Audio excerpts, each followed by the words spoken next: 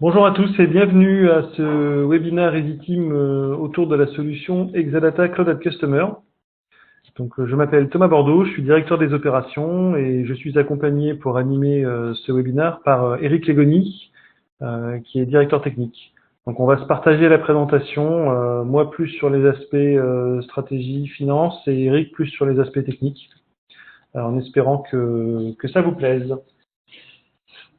Donc, je propose qu'on démarre. Les derniers arrivants prendront la présentation en route. Donc l'agenda qu'on vous propose, d'abord une rapide présentation d'EasyTeam pour ceux qui n'ont pas encore la chance de nous connaître. Ensuite, expliquer en quelques mots ce qu'est l'Exadata Cloud at Customer, qu'on appelle aussi ExaCC pour les intimes. Faire une présentation rapide de la stack Exadata, donc la plateforme sur laquelle repose techniquement l'offre Exadata Cloud at Customer. Vous expliquer ensuite les différences qu'il y a entre l'offre ExaCC et l'offre Exadata. Pour aller vers la partie qui est à mon avis une des parties les plus intéressantes autour de quels sont les intérêts d'aller choisir cette solution Exadata Cloud at Customer et les enjeux que ça représente. Et on terminera d'abord par des retours d'expérience, vous expliquer aussi comment on peut vous accompagner en termes de formation, et à la fin de cette présentation, on vous laissera poser vos questions directement et on essaiera d'y répondre autant que faire se peut. Donc pendant la présentation, vous ne pouvez pas parler, donc je vous demanderai de conserver vos questions pour la fin et on essaiera d'y répondre. Alors, d'abord EasyTeam, donc rapidement, donc EasyTeam c'est une ESN française qui a été créée il y a une quinzaine d'années. Au départ, autour d'un éditeur unique qui s'appelle Oracle, et ce bien avant qu'Oracle rachète des entreprises comme BEA avec la stack WebLogic ou Sun avec la partie matérielle. Et donc EasyTeam a grandi, on va dire, les 10 premières années en même temps qu'Oracle sur le marché français, aussi bien sur la SOA, sur le middleware que dans le monde de l'infrastructure. Et puis, nous nous sommes diversifiés, puisque nous travaillons aujourd'hui avec d'autres grands éditeurs comme Amazon, comme Microsoft, par exemple. Et nous avons changé un petit peu aussi de stratégie au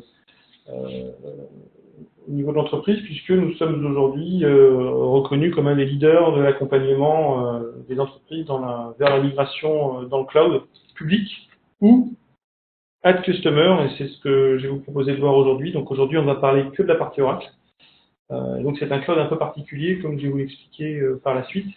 Donc EasyTeam aujourd'hui, c'est 120 personnes réparties dans 5 agences, donc Lille, Nantes, Toulouse, Lyon, Paris. Et globalement, on fait de l'infogérance, des projets au forfait, de l'expertise, de l'assistance technique et de la formation. Voilà en quelques mots. En termes d'offres, on est très centré sur la transformation vers le cloud,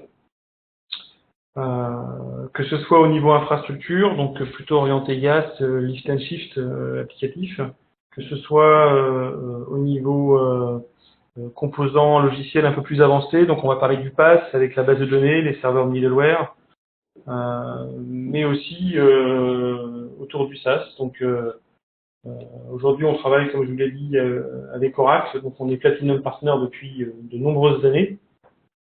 Mais on est aussi Microsoft Gold Partner, on est aussi partenaire Amazon. Donc on mène des projets de migration vers ces clouds, Microsoft et Amazon, au moment même où je vous parle. Donc même si je vous parle aujourd'hui que d'Oracle, vous pouvez penser aussi à nous évidemment si besoin pour ces autres sujets. Et on travaille avec une entreprise qui s'appelle Aspera également, qui est un des leaders du software asset management et qui nous accompagne dans la gestion des licences. Donc quand on va vers le cloud, le sujet licence, et notamment licence Oracle, revient bien souvent. Donc on se fait accompagner par ces structures qui sont vraiment des professionnels du software asset management et du FinOps, qui est la suite, je dirais, du SAM une fois qu'on a migré vers le cloud. Alors, Exadata Cloud Customer en un slide, c'est un essai. Donc, pour faire simple, c'est une machine Exadata qui est chez vous, une ou plusieurs, mais qui est financée dans un mode cloud public. C'est-à-dire que concrètement, c'est du PaaS, donc vous achetez un droit d'usage d'une solution base de données, comme si c'était dans du cloud public, mais ça repose sur des machines Exadata qui sont dans vos data centers. Donc ça règle pas mal de problèmes de contraintes de latence réseau, de sécurité, d'hébergement de données en France, par exemple. Donc ce qui se passe, c'est que vous payez, vous avez un prix de location pour les machines et vous avez un prix de location au CPU. Et en fait, dans votre prix de location au CPU, donc on va parler d'OCPU qui correspondent à des cœurs sur des serveurs traditionnels. Vous avez toutes les licences en fait qui sont comprises dans ce service, puisqu'en fait vous n'achetez pas de matériel, vous n'achetez pas de machine, vous n'achetez pas de licence, vous achetez vous louez un crédit cloud, donc qui est un droit d'usage facturable au CPU et à la machine. Voilà. Et donc, si vous souscrivez à cette offre, vous avez accès à toutes les options EPAC, Oracle Database, et vous avez accès à toutes les fonctionnalités Exadata. Donc c'est une alternative à un achat de machine Exadata avec un apport de licence en propre que vous feriez si vous vouliez avoir le même niveau technologique. Voilà. Donc avant de rentrer plus dans le détail en quoi est composée l'offre ExaCC, ce qu'on va faire, c'est qu'on va revenir sur l'intérêt de l'offre Exadata, parce que ce choix de socle est tout sauf neutre. C'est vraiment un choix d'allier la performance avec les fonctionnalités. Et donc, je vais passer la main à Eric Legoni, qui lui va vous parler d'Exadata, donc le socle technologique.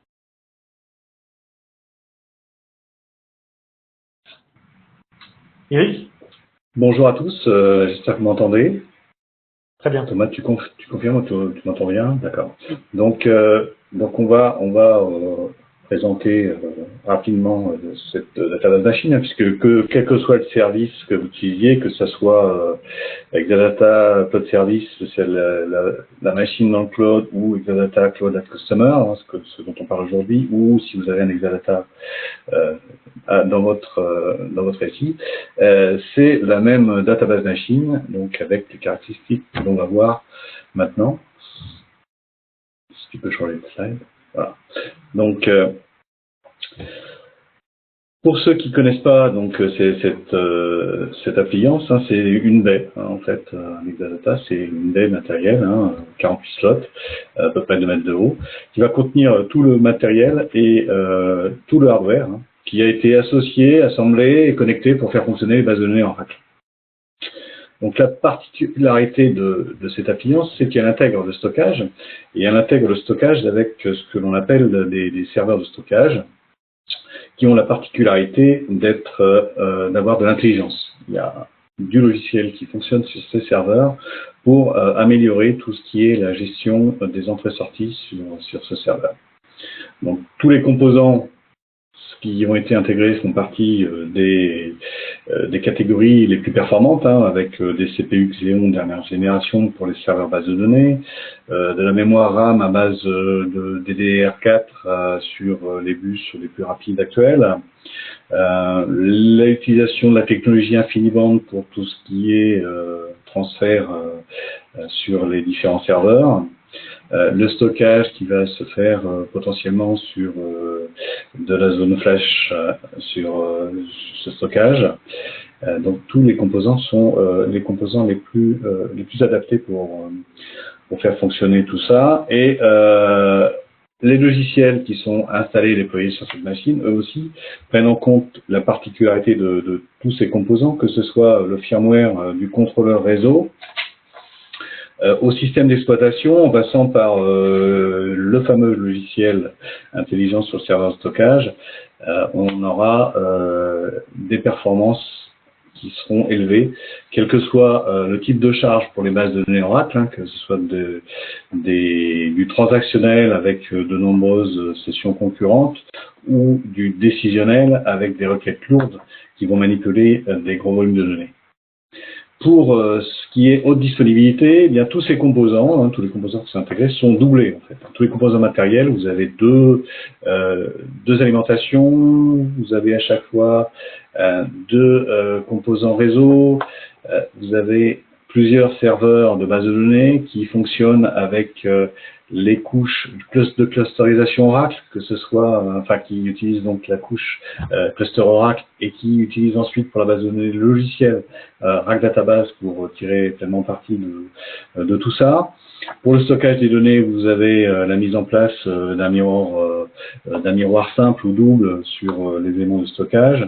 Le seul élément qui serait en fait un point de problème serait la baie elle-même. Et pour résoudre ça, nous présentons les solutions et nous mettons en place des solutions à base de la technologie DataGuard entre plusieurs sites qui seraient en place. Donc tout est conçu pour que les interactions entre les différents éléments soient les plus fluides possibles, qu'il n'y ait aucun goulot d'étranglement, aucun ralentissement pendant l'utilisation par les bases de données, par toutes les bases de données qui vont être implémentées sur cette machine.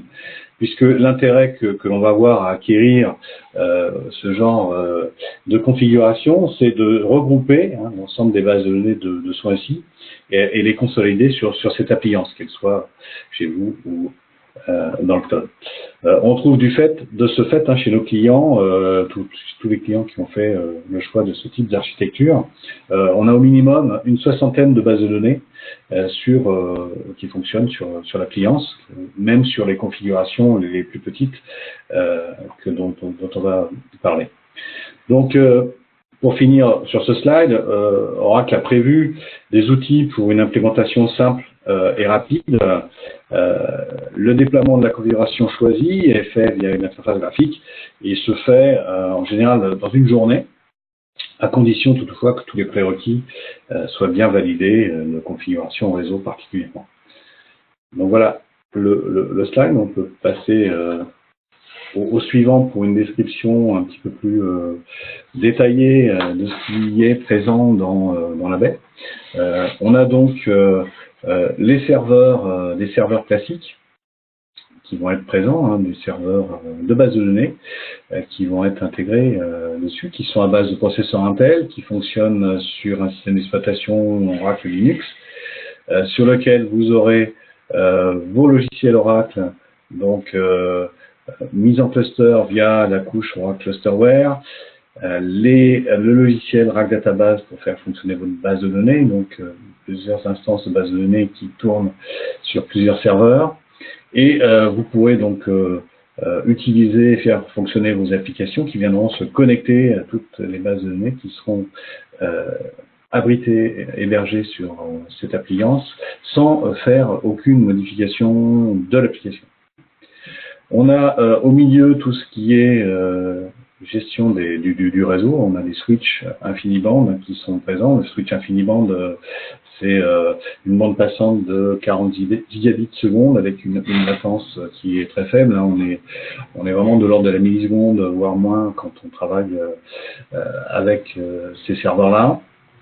Et la troisième partie, ce sont les serveurs de stockage qui sont composés soit de disques à haute capacité, on est sur des disques on est sur 12 disques de 1 Tera maintenant sur les serveurs de stockage, avec en frontal du stockage flash pour réaliser du cache, ou alors on peut avoir des configurations qui ne contiennent que du stockage flash pour disposer de toutes les performances, particulièrement de lecture de ce type de stockage. Et bien sûr, on a sur ces serveurs de stockage tout ce qui est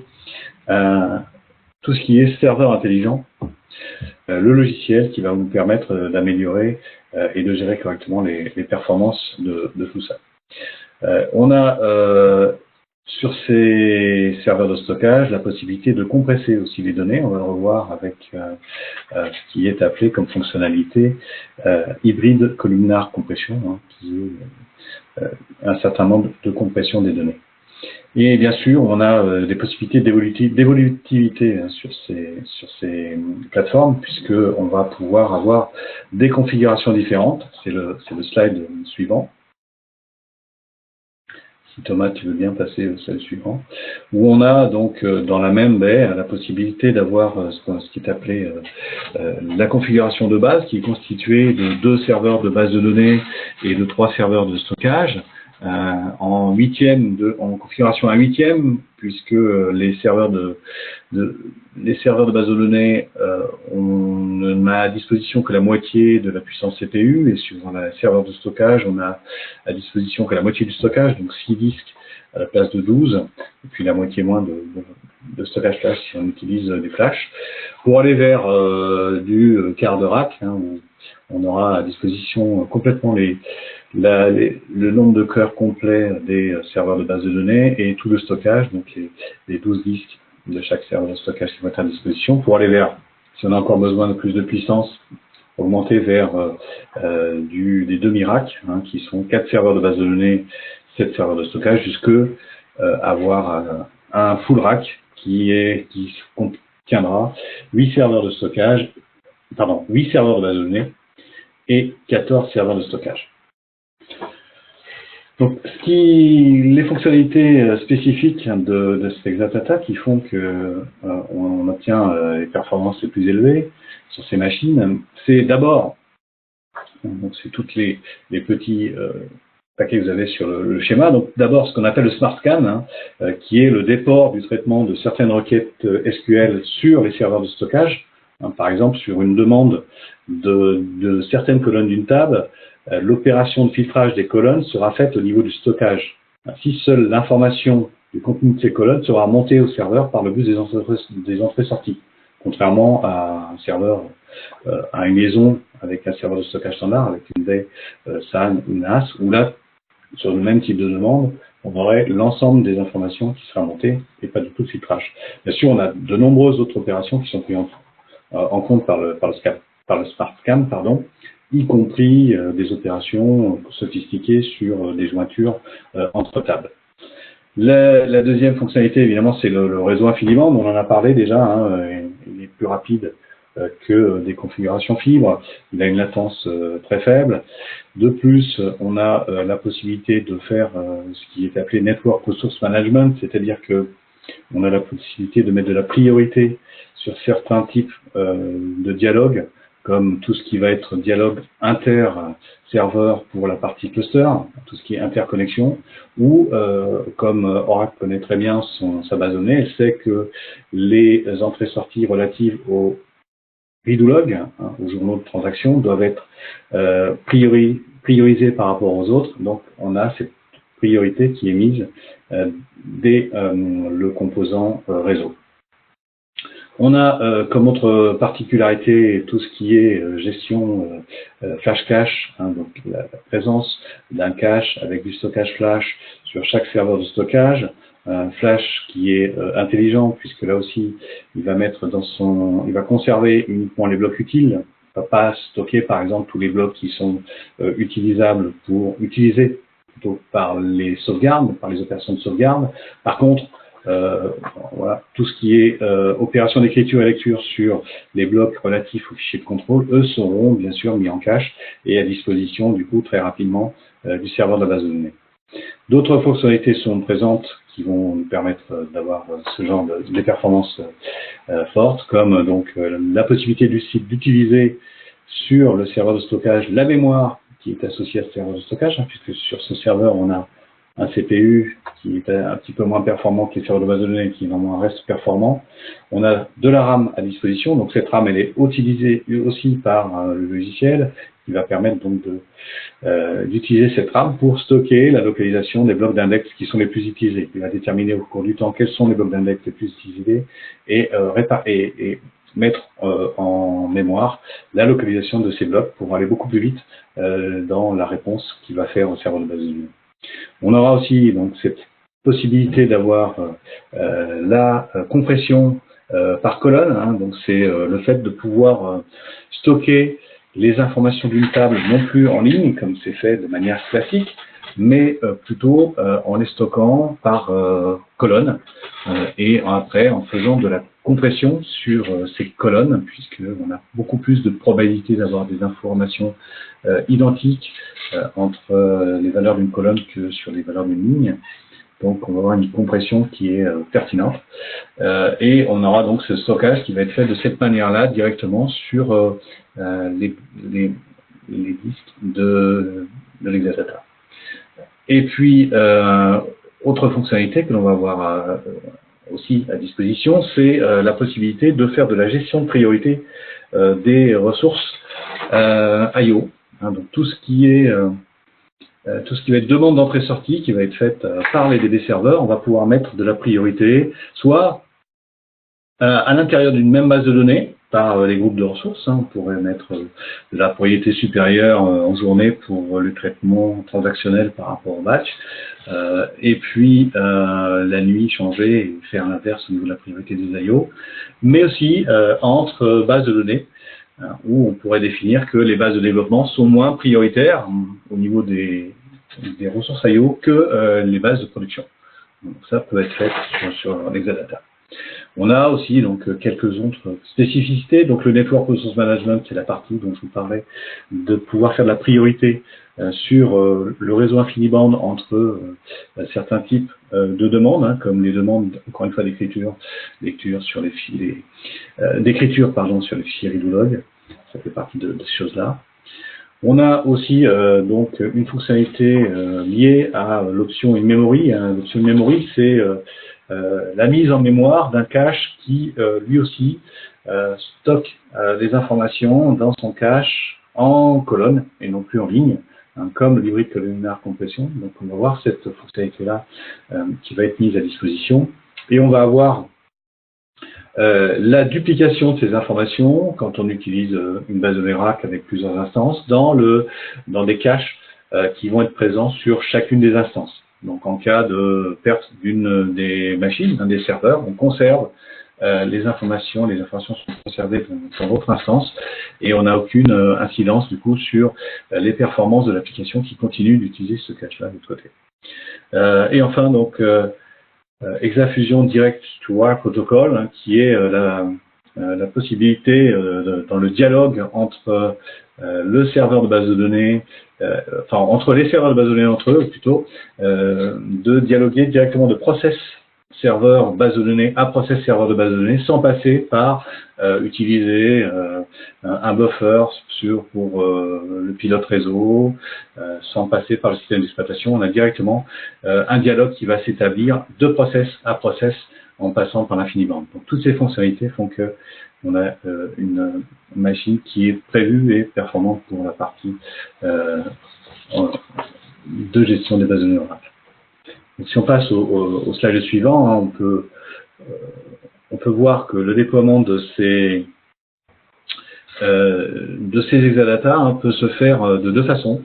Soit on est en mode non virtualisé, ce qu'on appelle bare metal, hein, où on va avoir chaque serveur de base de données qui va contenir le logiciel Clusterware, le logiciel de la base de données, et qui sera donc chaque serveur sera indépendant l'un par rapport à l'autre, et on aura cette séparation de chacun des serveurs, ce déploiement en bare metal qui va être faite, ou alors donc on va avoir la possibilité d'utiliser de la virtualisation sur la machine. C'est d'ailleurs ce qui est mis en œuvre dans le cadre de la souscription ExaCC dont nous parlons aujourd'hui, où là on a en fait les serveurs de base de données qui sont virtualisés via la virtualisation Xen et Oracle VM, où on peut déployer sur ces serveurs de données plusieurs clusters suivant des catégorisations applicatives ou des catégorisations de classes. Hein.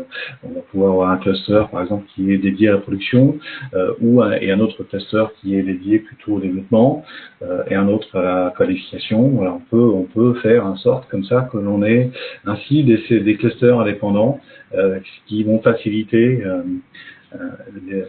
la séparation des différentes configurations. Donc si on regarde donc tout ce que nous apporte cette base de données, hein, si on prend l'ensemble des fonctionnalités spécifiques. Hein. On a un exemple de, si on prend une requête sur une table qui fait plusieurs téraoctets, sur cette requête-là, on veut revoir, c'est un sous-ensemble de cette table-là. Le fait d'avoir de la compression en colonne sur l'Exadata va faire en sorte que, au lieu déjà de ramener plusieurs téras, on va en ramener un petit peu moins. Quand on utilise le partitionnement sur ce genre de table, il est très intéressant d'utiliser le partitionnement d'Oracle. Donc, du coup, là, l'élimination des partitions est faite au niveau du serveur de stockage. C'est aussi une des choses intelligentes du serveur de stockage. Il est capable de procéder à l'élimination de partitions. Les données, le sous-ensemble de données, on va l'accéder à travers des index qui seront là aussi, qui profiteront de la RAM du serveur de stockage et seront ramenées beaucoup, dont les informations d'index seront ramenées beaucoup plus rapidement. Et enfin, dans notre sous-ensemble, on veut ramener qu'un certain nombre de colonnes, eh bien, le SmartScan ne renverra que ces colonnes-là à l'utilisateur. Donc, ce qui fait que même des requêtes qui doivent normalement manipuler une très forte volumétrie arriveront très rapidement, le résultat arrivera très rapidement sur cette partie Exadata, enfin sur le serveur qui est sur l'Exadata. Donc la configuration que vous avez à votre disposition pour la souscription cloud, c'est une configuration Exadata X7. On a plusieurs itérations du matériel Exadata. À chaque fois que il y a l'évolution matérielle qui arrive, il y a une nouvelle configuration qui arrive. Là, sur la partie Cloud at Customer, c'est de l'X7 qui est présenté, enfin qui est à disposition, pardon, avec des serveurs donc qui sont des Xeon 24 cœurs, avec les configurations que vous avez données, qu'on peut voir un 8e quart AFE full, avec des capacités de stockage qui peuvent aller donc de 180 Tera de disques en haute capacité jusqu'à 1,6 Tera de disques avec du flash devant. Hein. On a quand même une capacité de flash très très importante devant. Et ça, c'est au moment de votre souscription que vous allez évaluer un petit peu ce que vous allez avoir besoin comme fonction, enfin comme besoin en ressources, stockage et capacité. Donc voilà rapidement ce qu'on pouvait dire sur l'Exadata, hein, sur la base, le principe même de cette souscription Exadata Cloud at Customer, et on peut voir maintenant les spécificités par rapport à l'offre Exadata Cloud at Customer sur un Exadata classique que vous auriez chez vous. Merci Eric pour cette présentation de la couche Exadata, donc sur laquelle repose la solution ExaCC. Donc maintenant, on va discuter un peu des différences entre ExaCC et Exadata. Donc, d'abord, on l'a dit, un des avantages indéniables de l'ExaCC, c'est qu'on a accès à toutes les options EPAC de la base de données, donc sans limitation. Ça veut dire qu'on a accès aussi, on aura accès demain à toutes les options EPAC qui n'existent pas encore aujourd'hui. Donc, on va profiter pleinement de la R&D Oracle et de toutes les technologies qu'Oracle apporte d'année en année au fur et à mesure qu'elles sortent, sans surcoût. On a accès à toutes les fonctionnalités Oracle Exadata. Donc, Eric vient de nous expliquer en quoi cette plateforme est ce qui se fait de mieux en termes de performance et en termes de gestion aussi. On va avoir un provisioning de base de données qui sera rapide et simple. En fait, on a un portail associé à l'Exadata Cloud Customer qui repose sur une autre machine et qui permet de piloter aussi bien le déploiement des clusters de VM sur lesquels on ira déposer ensuite nos bases de données que le provisioning des bases de données elles-mêmes. C'est-à-dire qu'on se met dans un mode où on est un consommateur de passes. Et donc, on va, en faisant du clickware, en quelques clics, provisionner des bases de données rapidement. Donc, ce qui ouvre la porte à des ouvertures potentielles, à des équipes métiers sous conditions avec des gestions de droits.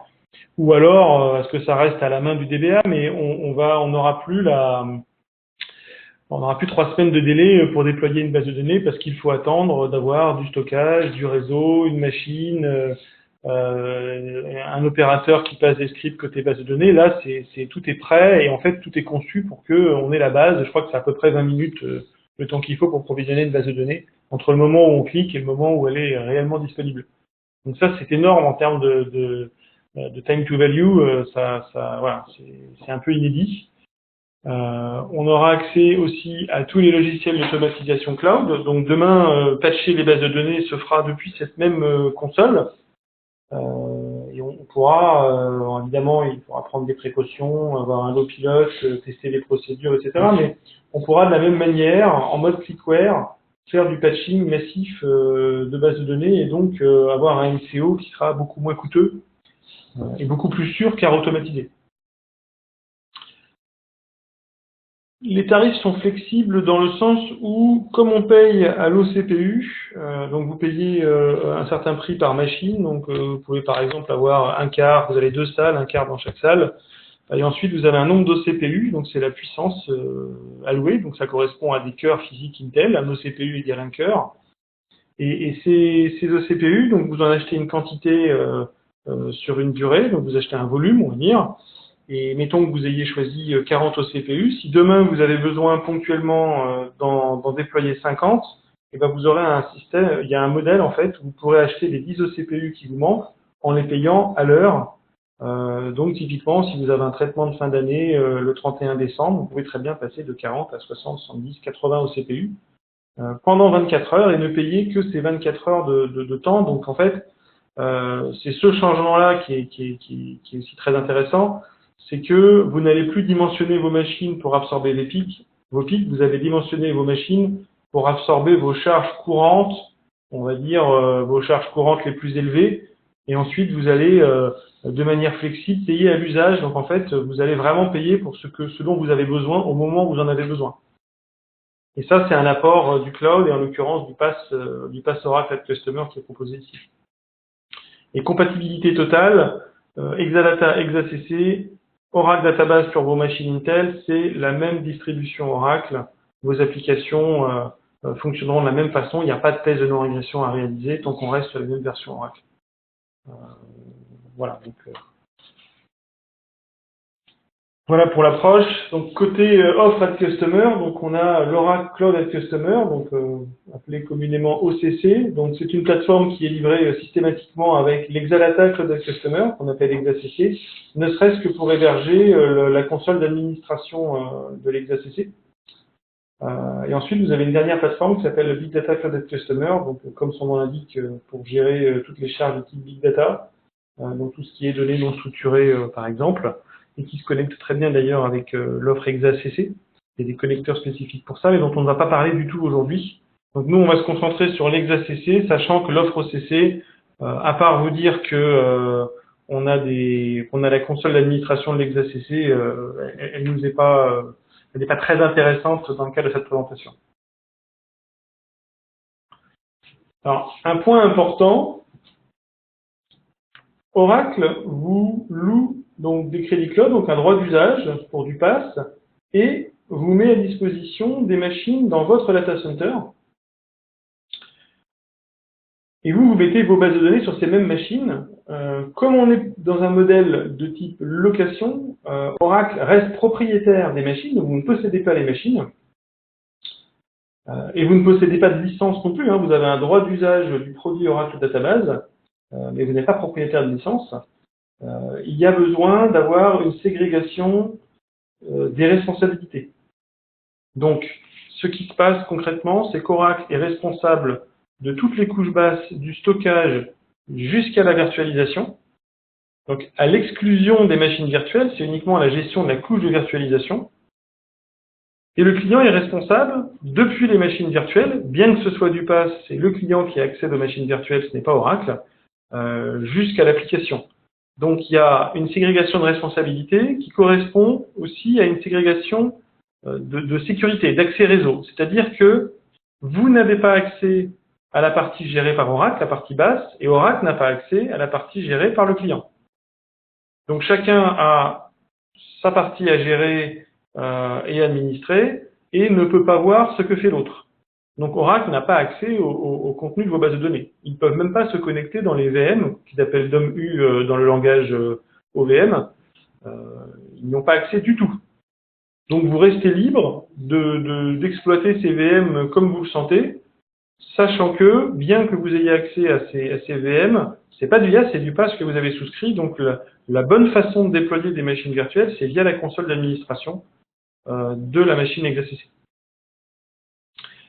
Donc ça veut dire aussi qu'en termes de responsabilité de MCO, donc de maintien en condition opérationnelle, donc on va parler clairement de patching, c'est Oracle qui patch les couches basses, et ils vous demanderont de patcher au moins une fois par an, donc les clients Exadata sont familiers de ces pratiques-là, l'ensemble de la stack, donc que ce soit le réseau, le stockage, les alimentations, enfin tout ce qui compose la partie basse, mais avec des méthodes, et ça c'est quelque chose qui est apporté par Exadata et qui est repris par ExaCC, qui permettent de patcher sans interruption de service.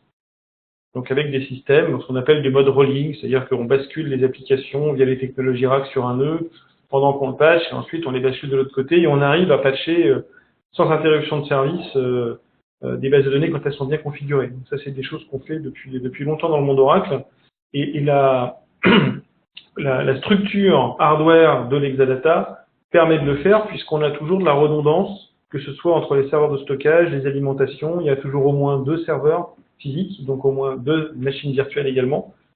Donc de cette façon, on peut gérer cette mise à jour sans qu'elle soit problématique.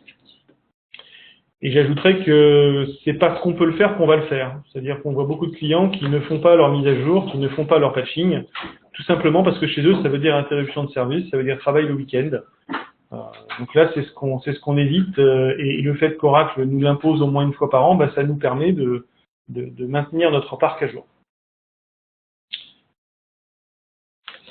Côté accès, comme Oracle administre patch les couches basses de l'ExaCC, parce que vous louez du PaaS en fait, vous n'êtes encore une fois pas propriétaire de la machine, ils ont besoin d'avoir un accès à cette partie-là. Donc cet accès, il se fait via une gateway avec une sécurisation. Donc là, vous avez un schéma de fonctionnement. Donc Oracle n'accède qu'à la gateway, et la gateway ne permet d'accéder qu'à la console d'administration.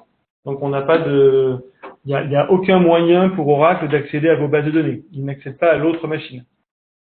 La machine ExaCC est représentée par un X qui est celle où vous avez mis vos bases de données. Donc, la partie CloudOps, Cloud Operations d'Oracle, ce sont les gens qui vont superviser, administrer et patcher les couches basses de la machine Exadata. Donc, typiquement, c'est ces gens-là qui sont responsables. S'il y a un incident sur un disque, tout est redondé, donc il n'y a pas d'interruption de service, mais ils ont l'information comme quoi il faut changer le disque, et donc c'est ces gens-là qui vont diligenter, avec votre accord, avec les bons techniciens pour aller faire la bonne opération et faire en sorte que le service continue. Voilà. Vous, de votre côté, donc sur la partie gauche, vous avez des comptes d'administration de cette console qui pilote l'ExaCC, et donc chacun a bien ses accès et c'est bien séparé. Voilà pour le fonctionnement côté réseau. Donc les intérêts en jeu, donc on les a déjà un petit peu balayés, mais je vais revenir dessus. Alors la première chose, une des choses qui peut intéresser les clients, c'est bien souvent on assiste à des opérations où on remplace un flux de support Oracle qui, selon les clients, peut être en centaines de milliers ou en millions d'euros par ce crédit pass, c'est-à-dire que plutôt que d'être propriétaire de notre matériel, Exadata ou pas, et d'être propriétaire de nos licences, on va rentrer dans un mode où on va souscrire à du Crédit Cloud Pass, et par cette occasion, on n'aura plus besoin du matériel ni des licences. Donc on va souvent dénoncer le support Oracle, et donc on va arrêter de payer le support associé aux bases de données de manière traditionnelle pour aller dans un modèle où on fera de la location, un peu comme de la LOA aujourd'hui pour votre voiture versus un achat classique. Donc ça entraîne deux choses. D'abord, un gain financier du fait qu'on résilie le support. Donc si on veut comparer financièrement ExaCC avec la situation actuelle, il faut cumuler vos coûts matériels, vos coûts licences, vos coûts humains de gestion des couches basses, comparez ça au Crédit Cloud que vous aurez en face. Ça vous enlève les problématiques de compliance. N'étant plus propriétaire de licence, vous n'avez plus de problème de compliance, au moins pour la partie database Oracle. Donc c'est aussi c'est de la gestion en moins et c'est du risque en moins. On peut parler d'audit ici, mais il y a quand même eu pas mal d'audits de la part d'Oracle ces dernières années. Donc c'est de la sérénité pour vous. Le modèle Pay as you go vous permet d'évoluer en fonction de vos besoins. Donc si vous êtes en croissance, dans ce cas-là, vous souscrirez de plus en plus de Crédit Cloud, un petit peu comme vous l'auriez fait pour des licences base de données. Si vous êtes en stagnation, vous allez rester sur la quantité que vous avez acquise au départ. Et si vous êtes en baisse, au-delà il y a une période d'engagement de 4 ans. Au-delà de 4 ans, vous pourrez souscrire moins. Et de cette façon, vous réduirez vos coûts Oracle. C'est-à-dire qu'une grosse différence aussi avec le support Oracle, c'est que les clients qui sortent d'un ULA ou qui ont fait de grosses acquisitions de licences ont souvent un CSI majeur, donc un identifiant de contrat majeur, et en fait, bien qu'ils réduisent leur empreinte Oracle, si c'est leur volonté, ne réduit pas le coût de support. Donc on a un coût de support qui augmente tous les ans de quelques pourcentages, quelle que soit l'évolution du besoin. Donc si le besoin est stable, il y a une petite augmentation, mais ça peut se comprendre. Mais si votre besoin en produit Oracle, en database diminue, vous vous retrouvez à payer de plus en plus cher pour un usage, pour un besoin de plus en plus faible. Donc ce modèle Pay as you go permet de pallier à ça.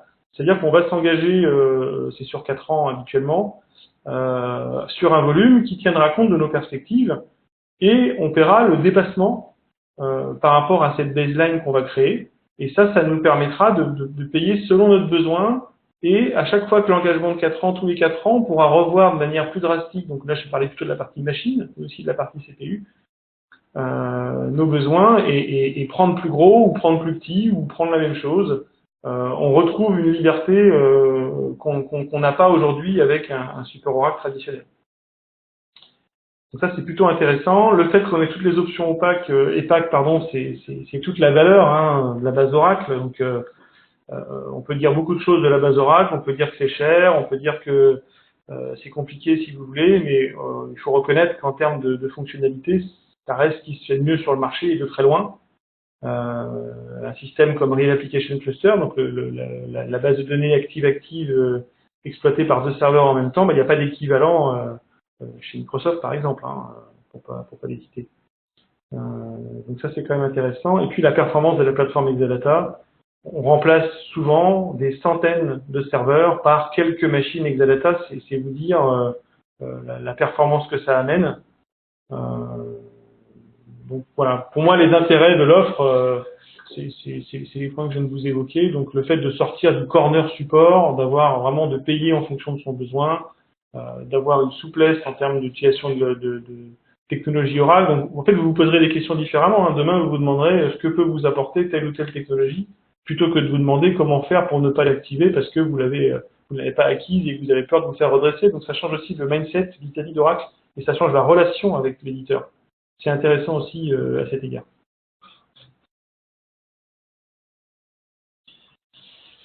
Alors, dans les enjeux, au-delà des aspects financiers, il y a quand même 3 grands enjeux qui reviennent ces derniers temps. Donc, on va parler de modernisation des infrastructures. Avec l'ExaCC, on a toutes les options. On a notamment le Real Application Cluster qui permet d'avoir une disponibilité associée à DataGuard qui est ce qui se fait le mieux sur le marché. On pallie absolument à tous les cas de panne, avec bien souvent aucune interruption de service. Donc on améliore la disponibilité de nos infrastructures et donc de nos applications vis-à-vis des métiers. Donc ça c'est un point qui est assez positif. Répondre aux besoins en nouvelles technologies. On peut parler de chiffrement par exemple vis-à-vis des contraintes RGPD. Aujourd'hui, si vous voulez chiffrer, masquer vos données, masquage statique, dynamique, ça ce sont des contraintes qui sont apportées par les RGPD auxquelles il faut répondre.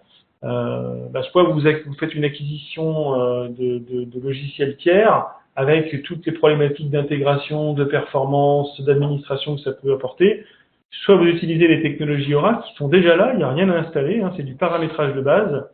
Et ben avec ExaCC, vous les avez de facto, puisque vous avez accès à toutes les options EPAC. Donc, on répond aux contraintes RGPD aussi en passant sur ExaCC, puisqu'on a accès aux options qui sont nécessaires pour y répondre.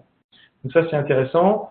Garantir les performances, on est sur des machines, rien que sur un quart, on a presque 100 cœurs. Donc, faut imaginer la puissance de feu qu'on a derrière, avec des serveurs de stockage qui eux-mêmes embarquent des processeurs. Donc en fait, on a une machine, je ne vais pas m'appesantir trop là-dessus, mais qui est vraiment la Rolls de la performance aujourd'hui pour les bases de données. S'adapter à la saisonnalité du business, donc être capable de donner plus de puissance quand il y a besoin, ponctuellement, pour un batch, pour un arrêté trimestriel, pour une période de Noël où parce qu'on est dans le retail, on a plus d'achat, on a besoin de plus de puissance, sans payer ce pic toute l'année. Ça, c'est un vrai point fort. Créer rapidement de nouveaux environnements. C'est compliqué aujourd'hui de faire attendre 3 semaines des équipes de développement pour avoir une base de données. Quand bien même on a une équipe infrastructure en place, on a des process, on n'ira jamais plus vite qu'une simple console avec du clickware. Industrialiser et faciliter le MCO, des technologies comme RAC et la conception de la plateforme Exadata permettent le patching en mode rolling, donc le patching sans interruption de service. Encore une fois, c'est ça qui fait que vous allez patcher. Si vous ne savez pas faire du patching sans interruption de service et que vous avez du volume, vous ne patcherez pas, parce que ce sera ingérable, invendable au métier. Donc c'est tous ces éléments qui, moi, me font dire que si on veut aller de l'avant, se moderniser, répondre aux contraintes de sécurité qui sont de plus en plus fortes, une plateforme comme ExaCC, avec toutes les options, avec l'infrastructure hardware, avec toutes les technologies Oracle qui sont apportées, c'est vraiment une façon simple d'avancer vite vers la modernisation. Et puis se préparer à aller dans le cloud public.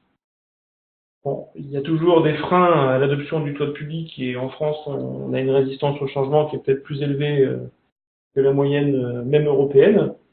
De toute façon, la cible, elle est là. Hein. Les éditeurs veulent aller là, que ce soit Oracle, Microsoft, IBM, Amazon, Google. C'est le chemin qui sera pris à terme par beaucoup de DSI. L'ExaCC que vous avez là en mode Add Customer chez vous est exactement le même que l'Exadata Cloud Machine que vous pouvez avoir dans le cloud public. Les OCPU que vous allez acheter sont achetés dans une unité de mesure qui est portable dans le cloud public. Donc en fait, si vous allez vers l'ExaCC, vers le Cloud Add Customer, vous êtes juste une marche en dessous du cloud public. Donc vous êtes prêt à y aller. Donc potentiellement, si avoir un data center ou payer un hébergeur, c'est pas dans votre stratégie métier, business, et ben là vous faites un pas vers la possibilité de s'affranchir de ces contraintes demain. Et puis un dernier point qui est pas anecdotique pour nous chez Editeam, le cloud public c'est de la consolidation et la consolidation c'est moins d'énergie et moins d'énergie c'est bon pour la planète. Donc c'est notre petite pierre à l'édifice, et d'ailleurs c'est valable que vous alliez dans le cloud Oracle, ou le cloud Amazon, ou le cloud Microsoft, ou tout autre cloud. Donc voilà, je pense que c'est le sens de l'histoire pour toutes ces raisons. Alors, avant d'en venir aux questions, nos retours d'expérience, alors on ne peut pas citer les entreprises avec lesquelles on travaille aujourd'hui. Donc on va parler d'une société d'assurance qui a plusieurs data centers répartis un peu partout en France, avec des technologies un petit peu hétérogènes, de l'AX, de l'HPUX, du Linux, avec des contrats de licence regroupés autour d'un ULA avec un flux de support très important. Et donc eux, ils se sont servis de l'Exadata Cloud Add Customer pour faire deux choses. D'abord pour s'industrialiser, donc avoir une homogénéité d'infrastructures entre leurs data centers. Et ensuite, pour se moderniser aussi, donc pour avoir une capacité à faire évoluer ces plateformes grâce en fait aux contraintes du PaaS dans les versions logicielles Oracle à jour. Et ils ont fait ils ont eu un retour sur investissement par rapport à leur support Oracle existant, c'est-à-dire qu'ils payaient X millions d'euros de support Oracle annuel et en passant en mode Cloud Add Customer, non seulement ils se sont industrialisés et modernisés, mais ils ont payé moins de X millions d'euros de crédit Cloud Oracle, donc ils ont eu un bénéfice financier en plus du bénéfice de la modernisation des infrastructures. Le deuxième retour d'expérience, donc l'offre est assez jeune, hein, elle a à peu près 2 ans. Deuxième retour d'expérience qu'on a aujourd'hui, c'est une banque qui avait fait un choix complètement différent au départ pour ses infrastructures, donc qui avait choisi d'utiliser la virtualisation à outrance, d'avoir une VM par base de données et de gérer l'ensemble de ses bases de données Oracle, la disponibilité de ces bases avec la couche VMware, et qui s'est aperçu après coup qu'ils n'étaient pas capables de patcher leur base de données, par exemple. Donc ils ont des contraintes de sécurité qui sont naturelles dans les banques, donc ils ont des obligations, même sans parler de PCI DSS, hein, ils ont des obligations d'appliquer des patchs à des fréquences régulières. Et le fait de ne pas avoir la technologie RAC déployée et le fait d'avoir des centaines d'OS, des centaines de moteurs Oracle pour des centaines de bases de données, ça les empêche tout simplement d'avoir un MCO régulier et cohérent. Donc eux, ils ont fait un choix d'aller vers ces plateformes XACC sans gagner d'argent. Hein, le ROI était quasi nul. C'était pas un sujet financier, c'était vraiment un sujet d'avancer et de mettre un pas aussi dans le cloud pour préparer peut-être demain l'étape d'après, donc qui serait d'aller vers le cloud public. Donc voilà les 2 retours d'expérience qu'on a aujourd'hui. Donc comment on peut vous accompagner chez EasyTeam? En fait, on fait 3 choses principalement dans ces dossiers. D'abord, on fait une étude d'opportunité. Est-ce que c'est faisable chez vous par rapport à vos contraintes, métier, exploitation, financière? Est-ce que c'est rentable? Donc on a toute une démarche où on fait des interviews, l'analyse de l'existant, on intègre vos perspectives, donc on discute un peu stratégie. On vous fait des propositions d'architecture, des projections à 3 ans, 4 ans, parce que c'est l'engagement d'Oracle, c'est l'engagement demandé par Oracle, 4 ans. Un sizing, une estimation des coûts projets en plus des coûts de la plateforme, et puis une restitution pour que vous puissiez décider si c'est opportun pour vous ou non. Financièrement, bon, il y a toujours un sujet financier, mais aussi d'un point de vue transformation. Donc ça, c'est la première brique. La deuxième brique, c'est de vous aider à migrer. Donc on a développé des centres de services pour vous aider à faire ces projets de migration, donc des usines à migration, où on s'engage au forfait, donc on s'engage sur les coûts. On s'engage également sur les délais, donc on prend un engagement de migrer par exemple 500 bases dans un délai de 6 mois.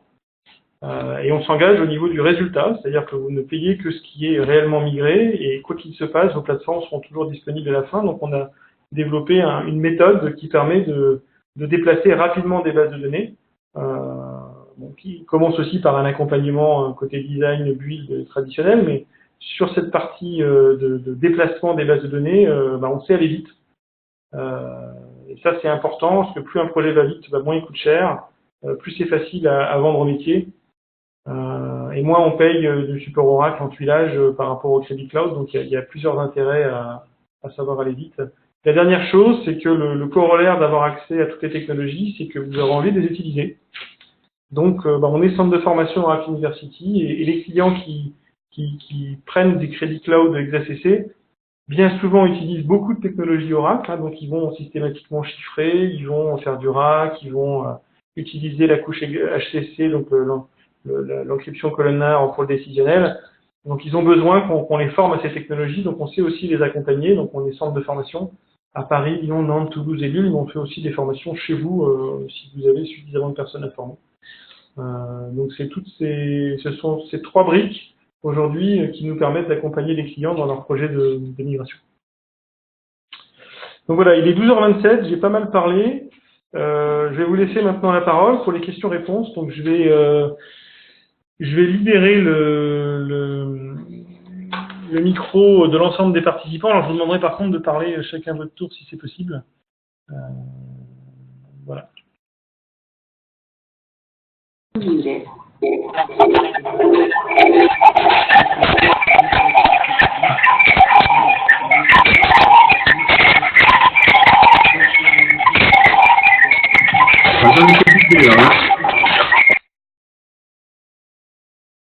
Visiblement, on a un souci avec le son, donc vous pouvez nous envoyer des messages. Il y a un système de chat, donc je vais vous montrer là sur mon écran. Donc c'est ce petit bouton qui est ici.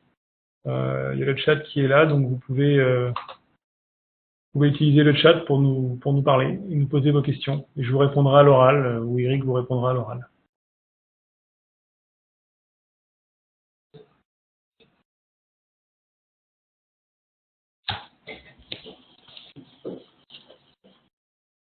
Ah, je crois que je vois une première question. Non, ah, c'est toi, d'accord, ok.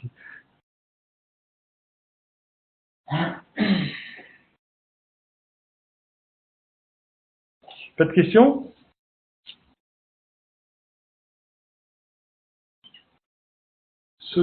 Alors j'ai une question. Donc stockage et données de santé médicale.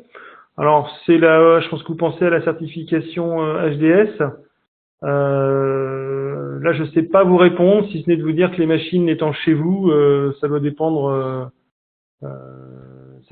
de votre data center à vous. Après, si vous faites héberger, ce sera l'hébergeur qui répondra à cette question.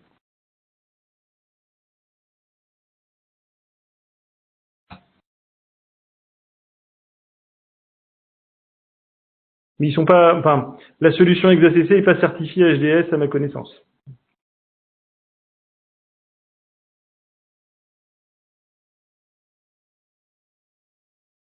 Version minimale Oracle Enterprise Edition. Alors, comme vous avez accès à toutes les options EPAC, donc c'est effectivement de l'Enterprise Edition. Aujourd'hui, la version la plus basse autorisée, donc c'est une solution PaaS, ça veut dire que vous n'installez pas vous-même vos binaires Oracle, ils sont poussés par la console d'administration. Et la version la plus basse autorisée, c'est la 11.2.04.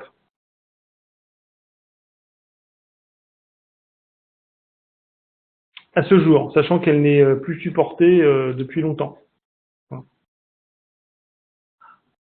Alors, j'ai une demande. Les principaux logiciels du marché supportés sur cette solution. Je pense pas qu'il y ait une spécificité à l'ExaCC, là, donc c'est plutôt en rapport avec la version du moteur Oracle Database. Donc c'est plutôt l'éditeur de logiciels qui peut imposer des contraintes qu'Oracle Oracle n'en imposera pas.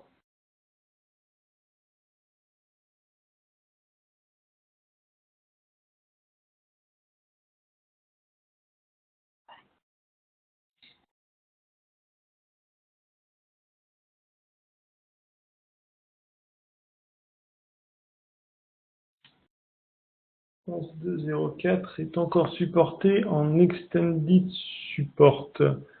Oui, mais c'est payant. Si je peux prendre la parole, Eric, je lui dis.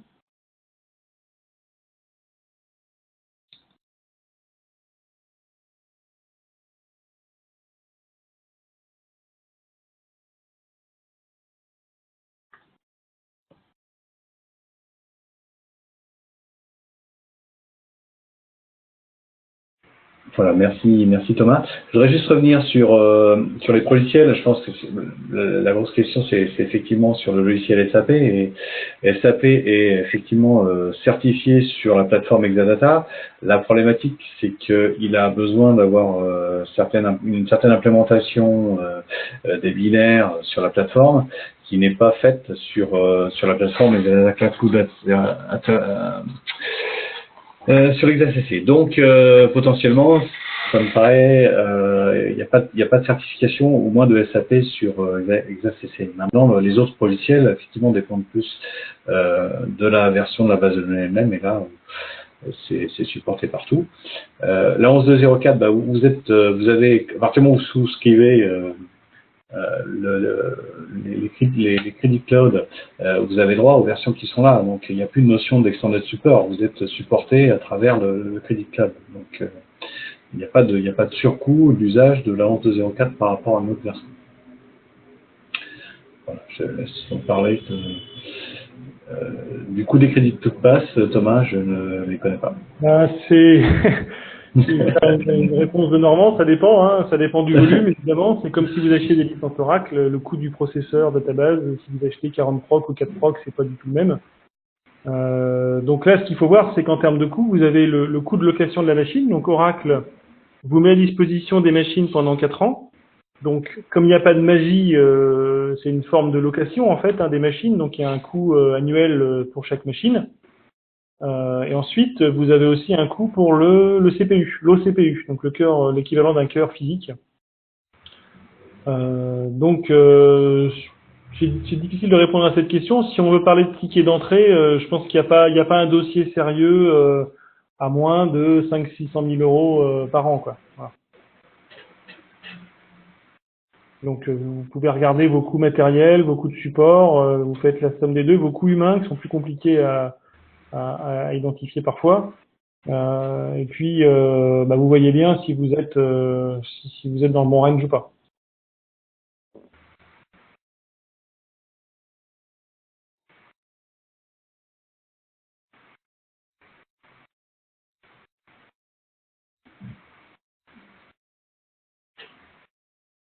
Je sais pas s'il y a d'autres questions. Je vois qu'il y a toujours pas mal de monde connecté.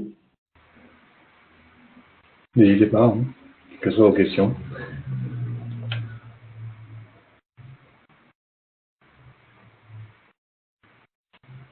Après, je peux vous donner la parole unitairement, parce que ça marche pas quand je le donne à tout le monde. Il y a des effets Larsen, mais je peux la donner à ceux qui souhaitent s'exprimer. S'ils me l'indiquent dans le chat, je peux leur donner la parole. En attendant une question, moi je voudrais revenir sur l'usage de toutes les options d'Oracle, et particulièrement sur le fait que avec cette souscription, vous avez l'option multitenant qui va être à votre disposition, et donc tout l'intérêt du multitenant de faire de la vraie consolidation avec les technologies d'Oracle sur cette nouvelle technologie en mettant plusieurs conteneurs plugués sur un conteneur racine. Donc là, vous aurez vraiment de l'intérêt à pouvoir utiliser cette technologie. D'office, vous aurez le cryptage qui est forcément en œuvre dans l'offre. Hein, c'est obligatoire d'avoir les données qui soient cryptées en utilisant cette souscription. Oui, c'est le cryptage CDE, tout à fait, qui sera en place. Et vous avez l'obligation de crypter. C'est-à-dire qu'une fois que vous avez migré, vous avez l'obligation de crypter vos tablespace. C'est contractuel.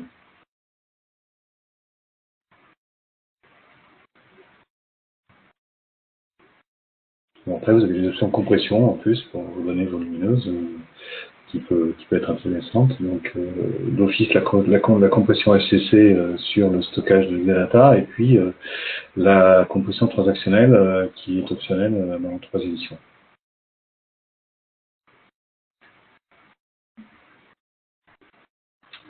Alors, la question étant, l'ensemble des tablespace doivent-ils être cryptés ou seulement les tablespace applicatifs? Je pense que c'est... Mais je ne saurais pas répondre. Je vois pas... Je ne sais pas s'il y a une obligation de crypter le tablespace system ou le tablespace SysOx. J'avoue que... je ne sais pas. Je ne saurais pas vous répondre. Je ne sais pas si ta boîte a une idée là-dessus. Mais... Je ne sais pas, je sais que le chiffrement est au niveau tablespace, mais... Ouais, je ne sais pas si c'est contraint aussi au tablespace system SysOx. Après, l'autre question, c'est quel intérêt il y a de ne pas chiffrer les tablespace system SysOx. Puisque c'est pas plus cher. Et... Oui. Oui, après, il y a d'autres histoires.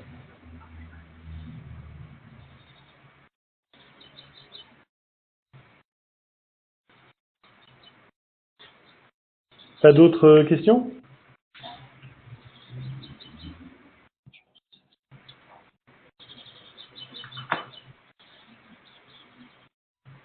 Bon, écoutez, merci également, spectateur 47. Nous vous remercions pour votre attention, et donc on reste à votre disposition. Merci à tous. S'il y a d'autres questions plus tard, n'hésitez pas à revenir vers nous. Merci, à bientôt. Merci, au revoir, bon appétit.